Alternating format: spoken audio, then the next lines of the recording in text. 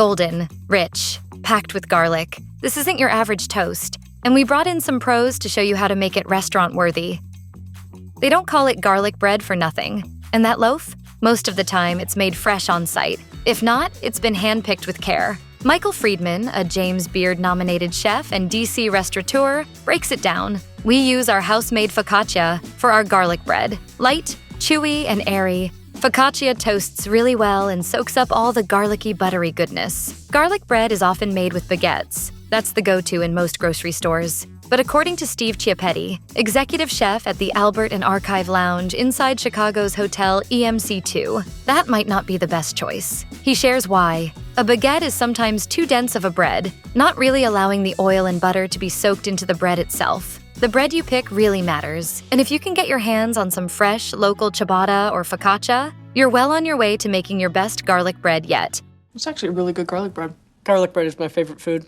I could honestly eat it for every meal, or just eat it all the time without even stopping.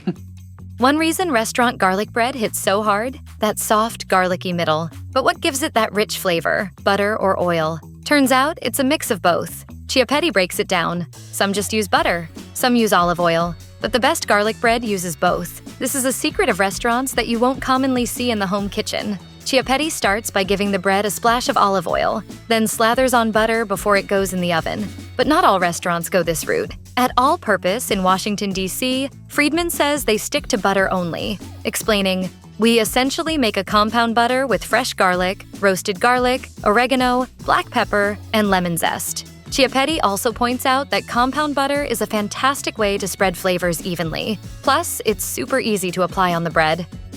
What separates homemade garlic bread from the kind you get at a restaurant might just be the garlic itself. Most restaurant versions use at least a bit of fresh garlic. As Chiappetti puts it, fresh garlic is best. I love to use both fresh and granulated garlic when making my garlic bread. One of his firm rules? Steer clear of garlic powder at all costs. The key difference between garlic powder and granules is texture. Powder is superfine, while granules are more coarse. It's easy to go overboard with the powdered kind, which makes it less ideal for garlic bread. Some restaurants do mix fresh garlic with granulated, but many chefs avoid granules entirely. That said, fresh garlic can come in more than one form. Friedman says his kitchens use both roasted and slivered garlic. Every chef has their own garlic preferences, but if you're skipping fresh garlic entirely at home, you're missing the mark.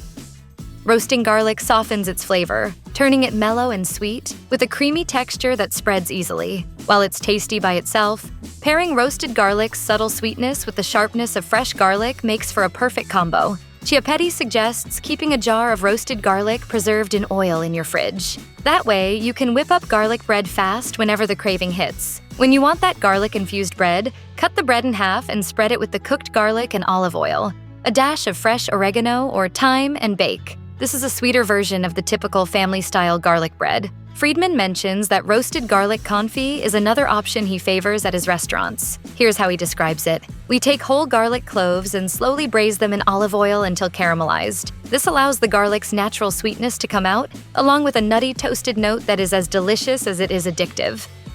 If your garlic bread at home feels a little flat, chances are you're not using enough garlic. Friedman puts it simply, in a restaurant setting, we likely use a bit more garlic than the average person might when making it home. Chiappetti admits he probably adds way more garlic than most home cooks. It's a typical slip-up. People tend to shy away from strong flavors and hold back. But when it comes to garlic bread, you've got to go all in. That said, not serving garlic bread at all? That's a problem of its own.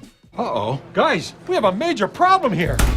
No garlic bread. Bottom line, don't be shy with the garlic. Keep in mind, roasted garlic is much gentler than fresh, so recipes might call for as many as 3 whole bulbs. That's bulbs, not just cloves.